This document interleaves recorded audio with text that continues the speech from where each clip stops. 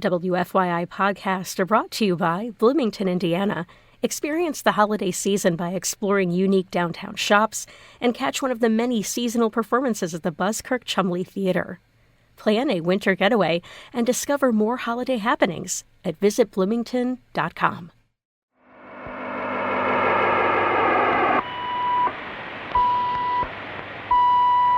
We're going to take a trip right now. Like we always do about this time. This is a journey into sound.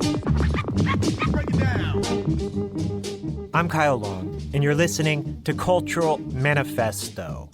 On this week's show, I'll share the final episode in a two-part series celebrating the life and music of Barbara Dane, a legendary folk, blues, and jazz singer who used her voice to advocate for social justice and civil rights. Barbara Dane passed away in October of 2024.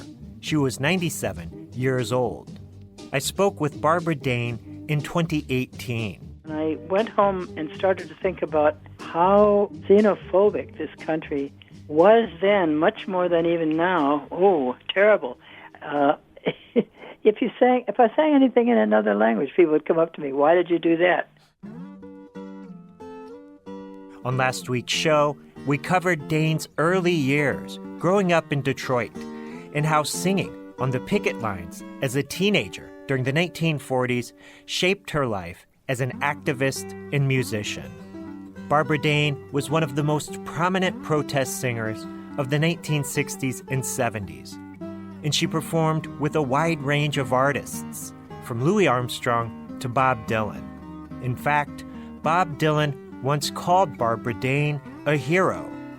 But Barbara Dane never experienced the commercial success of her folk singing peers like Dylan. She refused to compromise her principles for corporate record companies. That eventually led Dane to start her own label in the 1970s, Paredon Records. Through Paredon, Dane issued revolutionary music from performers in Vietnam, Cuba, and Palestine, along with her own recordings, including the 1973 album, I Hate the Capitalist System. We'll be discussing Paredon Records on this week's show. But first, let's hear a track from Barbara Dane's 1966 album, Barbara Dane and the Chambers Brothers. This is I Am a Lonesome and Weary Traveler. I've been a-traveling on the road to freedom. I've been looking for the road to freedom. I've been traveling to the road to freedom, and I've been traveling on.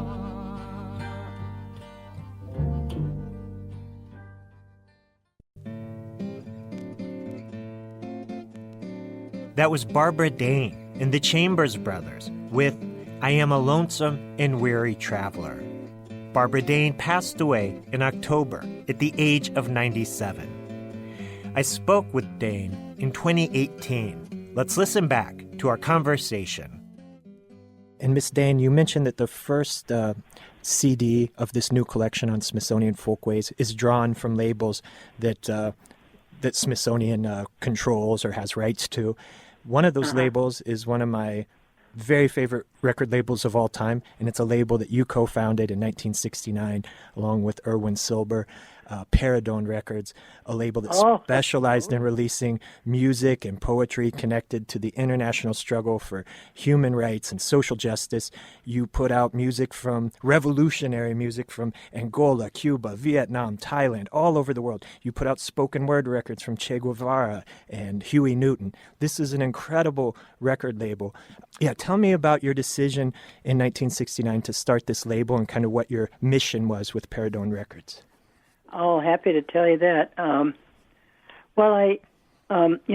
was one of the first to break the cultural blockade with Cuba and went down there to sing.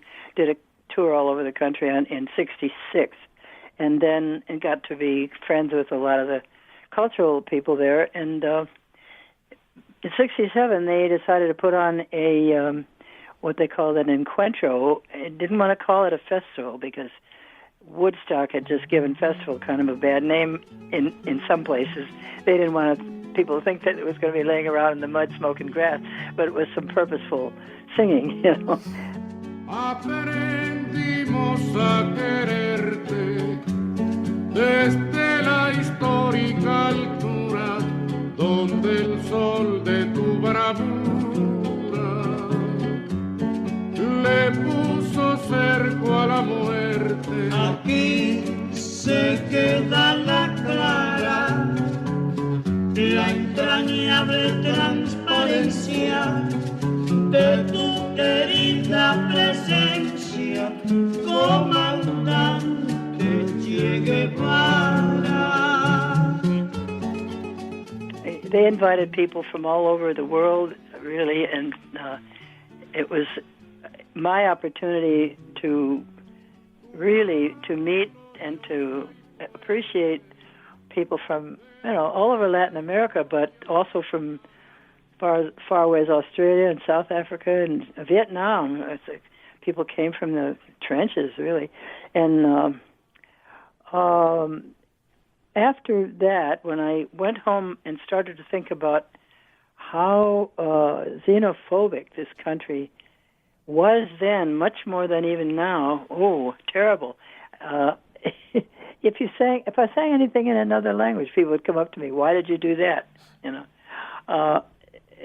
So I wanted to make sure that somehow these songs and these singers and the passion and the purpose that they all worked from would be somehow understood by the people here. And first I tried to learn the songs in their languages. That didn't work. Then I tried writing English lyrics, and I did write some good ones that worked okay, but I began to realize, but really, the best thing would be if people could hear the singers themselves, because that's the essence, you know. So I said I got to have a record label that could do that. So I started telling everybody that I met, everybody, you know, what are you going to? People always say, "Oh, you just came back from here and you did that. What are you doing next?" Okay, I'm going to start a record label. Okay, how are you going to do that? Well, I'm looking for anybody who will help out, sponsor that. Well, a friend of mine called up and said, "I think I got somebody," and the guy came over and he had a big. His fortune came from a place where he had a bad conscience about it, and so he said, "Oh, I'll give you some money for the." So he gave me, I think it was $17,000. So that was a whole seed money for the whole thing. And how did we? In those days, they would spend $17,000 to do a couple of songs, you know, go in the studio in a commercial way. Well, no, we never had any other capitalization for the whole thing. So, but we did it by doing all the work ourselves and our friends. Everybody who came over for dinner, you know, after dinner they had to do some proofreading, or I'd get on them to write an article for the booklets. Very thorough booklets. If you look at those, go on the on the website, the Smithsonian Folkways website, and then look up Paredon, Paredon Records, and then you can sample all 50 albums, and you can look at you can not only look at and read the booklets, but you can download them. You can print them out at home, and some of them are 16 pages or more, and very elaborately. I always had people writing knowledgeable articles about the movement, about the artists, and I always had translations of the songs side by side so that you could actually follow the song in your own language and even help you learn the language if you did. That's how I learned a lot of Spanish. That's from those making all the Spanish ones. I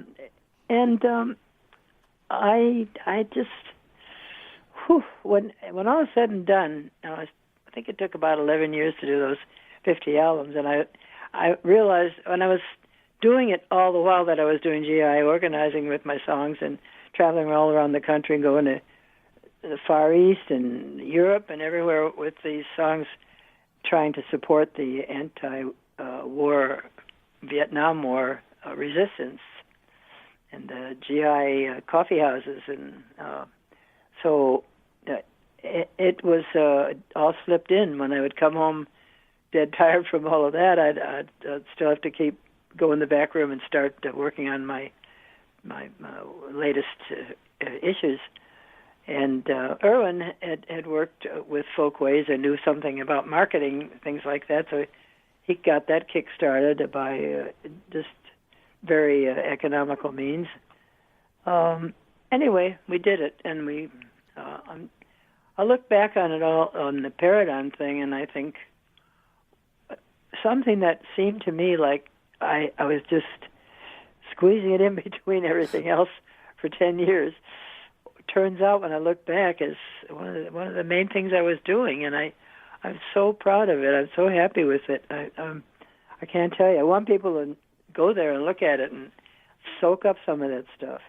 There's nothing like hearing, a little kid in the back of. If you look at the Angola record, it's one of the first ones. There's people back in the rest areas where the guerrilla and their families are holed up trying to survive from the war, and little kid singing to his mom.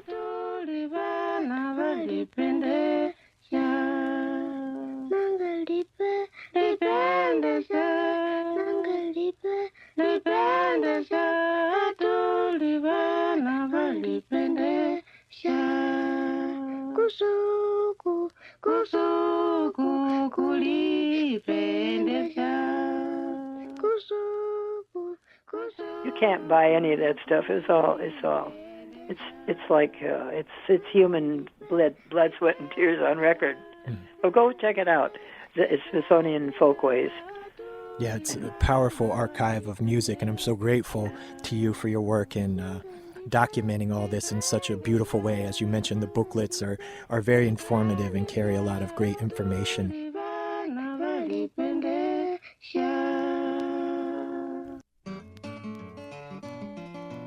I'm Kyle Long, and you're listening to Cultural Manifesto. We're listening to my 2018 conversation with the American folk music legend Barbara Dane. She passed away in October at the age of 97. Up next, we'll hear two songs Barbara Dane released on Paredon Records. Up first, we'll hear the title track from the 1971 Paredon album Cuba Va, Songs of the New Generation of Revolutionary Cuba, performed by Grupo de Experimentación. After that, we'll hear Man in Buffalo from the 1978 Paredon release Thailand, Songs for Life, sung by Caravan. Man in Buffalo is performed in the Thai language, and the lyrics commemorate a revolutionary student uprising that occurred in 1973.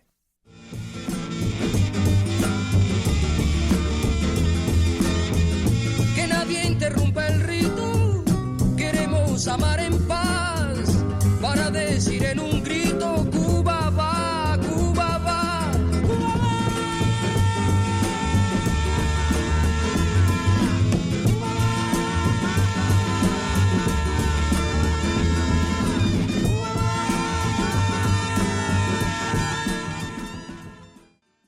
Conกับคนทำนาประสาคนกับควายทำนาประสาควายคนกับควายความหมายมันลึกล้ำทำนามาเนิ่นนานแข่งขันการงานมาเนิ่นนานสำราญเรื่อยมาประสุขใจไปเถิดไปพวกเราไปเถิดไปเราแบกปืนแบกไถไปทำนาคนยากจนบนมองมานานนักน้ำตามันตกใจ Cultural Manifesto will return with more words and music from Barbara Dane after this short break. WFYI podcasts are brought to you by Bloomington, Indiana. Experience the holiday season by exploring unique downtown shops and catch one of the many seasonal performances at the Buskirk Chumley Theater. Plan a winter getaway and discover more holiday happenings at visitbloomington.com. I'm Kyle Long, and you're listening to Cultural Manifesto. On this week's show, we're listening to the final episode in a two-part series celebrating the life and music of the legendary folk musician and activist Barbara Dane. She passed away in October at the age of 97. I spoke with Dane in 2018. Let's return to our conversation as we discuss her 1973 album, I Hate the Capitalist System. And one of my favorite records on the label is your own 1973 release, I Hate the Capitalist System. All right. That's such a powerful statement and a powerful song. The record cover is just that phrase in bold letters. Tell me about making that statement and how it was received at the time. Well, I was very taken by Sarah Ogan Gunning's song, I Hate the Capitalist System, and what it has done to me. And it's she says, what it is... I'm going to tell you, my husband has TB, brought on by hard work and low wages, never enough to eat, by going cold and hungry and no shoes on his feet. My husband was a coal miner, work hard, and et cetera. It talks about her baby dying, or her mother dying from lack of milk, from cold and starvation. And it's so stark and so unadorned by fake anything. I hate the company bosses. I'll tell you the reason why. They cause me so much suffering, and my dearest friends do die. Oh, yeah. It's just real. And so I just was very taken. And then the first line is, I hate the capitalist system. I said, okay, let's call the album that. And a lot of, people would say, oh, why did you... Somebody came up to me and said, what do you mean hate? Why do you have to use a word like that? Well, because I do. I do hate it. I don't hate a lot. I won't use that word about a lot of things. But when it comes to the capitalist system and looking at the depredations that it still enforces on the planet, I will use that phrase happily. Try to wake you up, make you open your eyes, and start to do something about it. See where you stand. Understand your position in that. Are you aiding and abetting it, or are you resisting it? That to me is kind of what all these songs are doing, is challenging all that stuff. On Paredon, anything I sing, whatever. I try to challenge your assumptions and have you stop and think, where do I stand in this? And what's the effect of what I do every day? And how can I make it reflect how I really feel? This is Barbara Dane with I Hate the Capitalist System.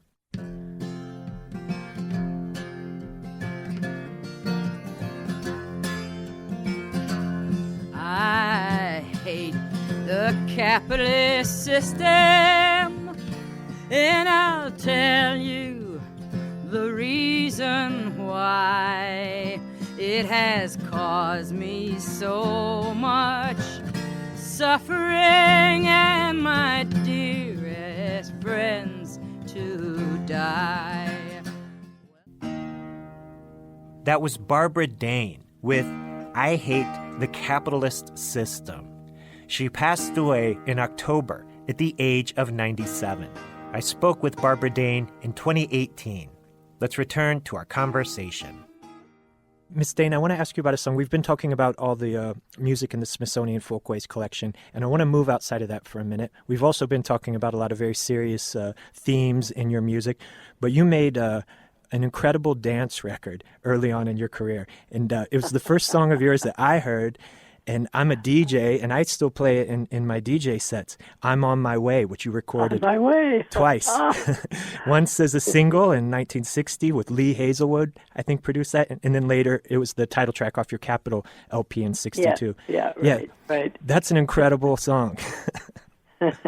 Well, actually, it's very, as you know, I'm sure it's a traditional old song, and I have no idea who wrote it. I got my particular tune for it and doing it in the minor and in that sort of almost like a Latin beat, practically.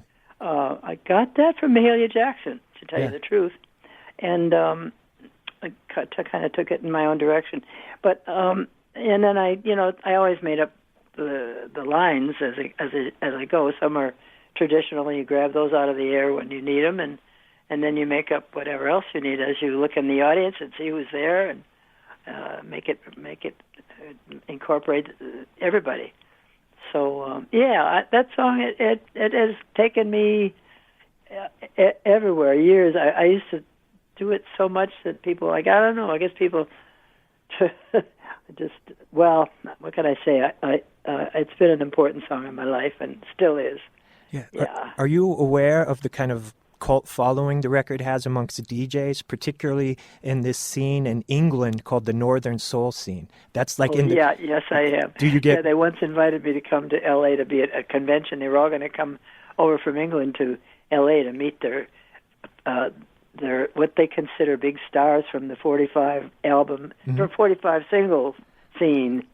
The people who are still alive, from then. What did they you wanted to meet them all, and I didn't go because I thought I don't need a vanity trip, What do you make of that, though? Is it amusing to you that the song's stuck around this long? Yeah, it is amazing. It is really, but since it isn't my song, it's only me doing it. I know the song will be there forever, long after me.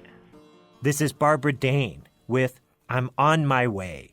I'm on my way, and I won't turn back. I'm on my way, and I won't turn back. Whoa, I'm on my way, won't turn back. I'm on my way. Glory, don't you know I am on my way? But I will ask my brother.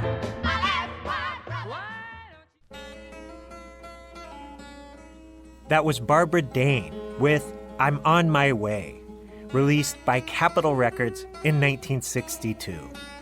Dane passed away in October at the age of 97.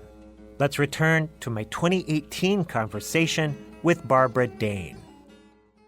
And you mentioned that you had a suspicion that Capitol may have dropped you due to State Department interference after you made that record. And I'm curious, you were very active in the movement for social justice and during the 60s and 70s, a time when there was a lot of government surveillance of people who were considered dissidents. Mm-hmm. Was there a file in the FBI file cabinet with your name on it? Were you? Oh my God! Yeah, were you under surveillance? Were you paying a price? They started mine when I was 18. I have stuff dating back that far. I've been getting my FOIA, Freedom of Information papers gradually, but they've been sitting on the last big bunch. I've got stacks of them here. I have huge notebooks full of stuff they've sent me that I can look through. A lot of it is repetitious. She went to that meeting. She went to that other meeting. Met with that same group the next week and the next week. It's just very boring. But then they'll go into elaborate discussion about how a particular demo was put together and what did she do there and was she? But it's when you look through it all. For me, I think what a waste of taxpayer dollar. All I was ever doing was, singing songs and trying to get people to think about peace and justice and good times and love and all that. And okay, they've been spending all that money. Could have been building some schools and libraries or whatever, Did you have any sense at the time that there was someone kind of tracking your movements and recording it all? I could see them. I would check in at the airport, and I'd see some guy in FBI drag go over to the counter and look at the thing and, whatever that clerk had copied, and you could see that, you could smell it. But, I mean, who cares? They know what everybody does anyway, and if you're, unless you have really some serious business to hide, don't worry about it. If you're up to something that you consider might really get you locked up or something, well, and I guess you better find your own path. But I'm just telling you, in general, in life, I would never worry about the fact that they know everything about you. Just make sure what they know is good. It's good stuff. You were never intimidated by it at all? Not in the least. No, That's great. Not in the least. I mean, why? Why worry? The object of a lot of it is to intimidate you, is to make you nervous, is to make you looking over your shoulder, make you distrust the person you're working with, make you distrust your neighbors. That's part of the object of what they're doing, so I'm not going to fall into that. Let's pause for a moment and listen to a classic protest song performed by Barbara Dane. From the Smithsonian Folkways Anthology, Barbara Dane, hot jazz, cool blues, and hard-hitting songs. We'll hear a 1964 live recording of Barbara Dane performing the Bob Dylan song, Only a Pawn in Their Game, written shortly after the 1963 assassination of civil rights activist Medgar Evers. A bullet from the back of a bush took Medgar Evers' blood. A finger fired the trigger to his name. A handle shot out in the dark. 2 eyes took the aim behind a man's brain. But he can't be blamed.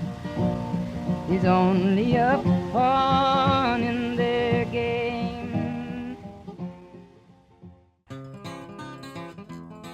That was Barbara Dane singing the Bob Dylan composition, Only a Pawn in Their Game. Let's return to my conversation with Barbara Dane as we discussed her connection to Dylan. And Miss Dane, there's a famous quote from a letter Bob Dylan wrote to Broadside magazine in 1964. He said, "The world needs more people like Barbara, someone who is willing to follow her conscience. She is, if the term must be used, a hero." And I certainly regard you as a personal hero of mine. You've been a huge influence on me. How do you feel about being called a hero and that quote from Dylan? Well, it's kind of it's intimidating in a way, embarrassing, but I don't know. People need symbols. Symbolizing certain things is okay with me because people do need that, and you just got to realize that it's a function of society. It's just how it works, And then if you're going to be a symbol, try to be a symbol of something you want to symbolize, right? It's that easy. Just don't worry about it. I don't know why some artists really get so worried about that symbolism thing, and they get all twisted out of shape trying to be. I don't want to condemn anybody, but it's more important to do what you do it honestly, do it openly, and don't give yourself the excuse that you might get busted or you might whatever. That's just something to slow you down and get you confused. I'm kind of baffled by Dylan, for example. I think he seems like he puts himself pretty far out of reach of ordinary humans, ordinary mortals. He used to sneak up on stage and play behind me without even being invited, and play the harmonica or bang on the piano over at Gertie's Folk City, places like that. That's kind of one of his hangouts, and I guess he felt at home there, and I would be on stage, and he'd just come up, start doing his thing without even asking. And that's great, that's the way it ought to be. But now he seems so behind a bunch of fences, Yeah. I don't get it. I don't understand why he keeps on doing it in those big venues. Because you know what he said way back when? He says, I really envy you going to these little coffee houses and these small. all small towns and all that, staying with people and so forth. And maybe I could just do it. I could use a different name, and I wouldn't tell Albert, and I just could do it. And because it's much more to what I like than these big venues. Well, that was when he was a kid, but he's still doing those horrible big venues where you can't even see the person on the stage. It's odd. It's an odd phenomenon. But listen, I was going to want to tell you about some of the other things that this Legacy project is doing. Yeah, please do. It was initially, I guess, kind of engendered by my daughter, Nina Menendez, to begin with, but as a lot of people got involved. We have a pretty lengthy list of people on our advisory board, like, David Amram and Judy Collins and this one and that one. So a lot of great people have come onto the advisory board. So what Nina is the founder and the curator of the Bay Area Flamenco Festival, and she is a busy woman, but somehow she sees me getting older and older, and she figures, I guess, that a lot of this could be best handled while I'm still alive. She's going to have to follow up after I'm gone, so she might as well now, build the archives. And so Nina has, in the Legacy project, has helped to pull together quite a few things that are happening. And the double CD on Smithsonian Folkways was one of the first, and that's happened, and it's out, and it's right here in my hand. Then she's been to as a part of what got that started was when she went into the archives and started digitizing material that was there, and the archives also compiled of all sorts of notes and telegrams, and she's found some incredibly interesting things. She found some telegrams from people like Langston Hughes was really sweet about that. He used to often send me a telegram wishing me well on my opening night, and he had sent me some blues that he wrote, which I guess he was hoping I'd do something with it, but I didn't. And then he'd send me his got some books of his that he dedicated, wrote a salutation in the front. And she found, Christmas card from Ella Fitzgerald, and another one from Lizzie Miles, the great New Orleans singer that I idolize. She's found quite a lot of interesting stuff there. So that's all being put together in an archival setting, and will be eventually offered to some university, I guess, and we'll see. And then one of the big things is the film project. A film is being made about me, and they've been following me around now for actually 2-3 years, doing recording concerts and interviews and situations. Maureen Gosling is the director, and she worked for years with Les Blanc. Are you familiar with his work? One of my favorite filmmakers, yeah. Well, Maureen was his right-hand person for years, and then she's producing her own things and directing them. And so, yes, Maureen is a treasure, and she is working with excellent camera people. The main one at Ashley James, he's a great camera guy. He goes all over the world for like National Geographic and what have you, filming things. But he's been filming my stuff. And in Cuba, we used Roberto Chile, who's a great photographer.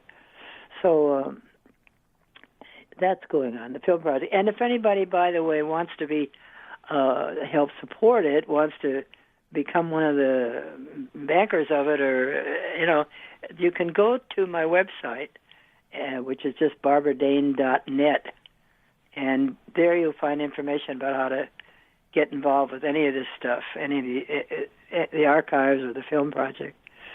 And what else? Oh, that's a lot, isn't it? That's a lot. Yeah, that's quite a bit. That is a lot, I know. it's very satisfying because I'm 91, and I can look forward and say, well, I know I won't be here by the decade's end. Somewhere in the middle of my 90s, I'll fade away, and that's fine with me. But I can say that because all this other stuff is going on, and I know that I won't be forgotten by everybody. I won't be forgotten by most people, but I'll still have some little pile of dust or somewhere that somebody can look up something. Yeah.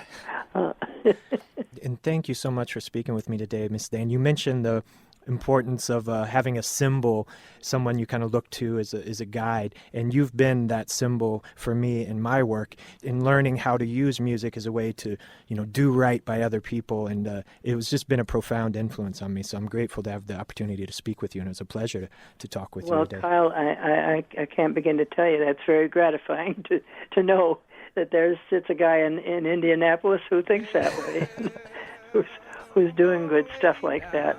My burden down by the riverside, down by the riverside, down by the riverside. I'm gonna lay down my burden, yeah, down by the riverside and do study. We want no more. We've been listening back to my 2018 conversation with the legendary blues, jazz, and folk singer Barbara Dane. She passed away in October at the age of 97.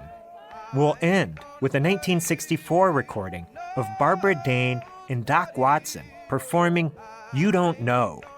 Check out the Cultural Manifesto podcast at WFYI.org or wherever you listen to podcasts. Cultural Manifesto is hosted and produced by me, Kyle Long. Thank you for listening. You don't know me, you don't know me, you don't know my mind. You don't know me, you don't know my mind.